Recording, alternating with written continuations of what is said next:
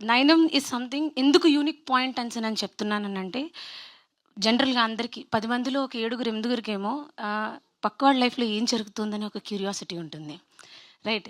So, అని తెలుసుకోవాలి, తెలుసుకోకూడదు ఇవన్నీ ఈ పెద్ద కమిట్మెంట్ ఉండకపోయినా సరే, ఏం చేస్తున్నాడు వాడు అనేసనని ఒక ఫీలింగ్ అయితే ఉంటుంది.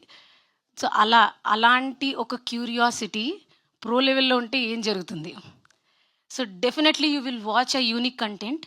సో, 19థ్ మీరు జీ5ని సబ్స్క్రైబ్ చేసుకొని, వీళ్ళందరూ కష్టపడి నాకిచ్చిన ఈ అవకాశాన్ని సక్సెస్‌ఫుల్ చేయండి. చాలా బావుంటుంది. సో, మీరు ఎక్సైట్ అవుతారు. క్రేజీ కంటెంట్ అని మీరే ఖచ్చితంగా రివ్యూస్ రాస్తారని నేను ఎక్స్‌పెక్ట్ చేస్తున్నాను. అండ్ దెన్ నెక్స్ట్ నా టీమ్‌కొచ్చేస్తే సాధిక గారు especially for the first time నేను ఆవిడని కలిసిన తర్వాత, ఈ కథ చెప్పిన తర్వాత, so what ever the disappointment and struggles everywhere she supported me. Sagar గారు, సో ఒక రఫ్ టైంలోని ఆయన ఒక ప్లాన్తో వచ్చారు. That was successful.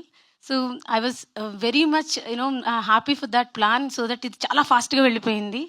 సో ఆ పాయింట్లో ఇంకా రజనీ గారు, థ్యాంక్ యూ సో మచ్. నాకు ఈ అంటే డెబ్యూటెంట్ అని నన్ను నమ్మిన ఇంతమందికి నేను పేరున చెప్పలేకపోయినా, ఎవరైనా మర్చిపోతే I'm really sorry. Thank you so much.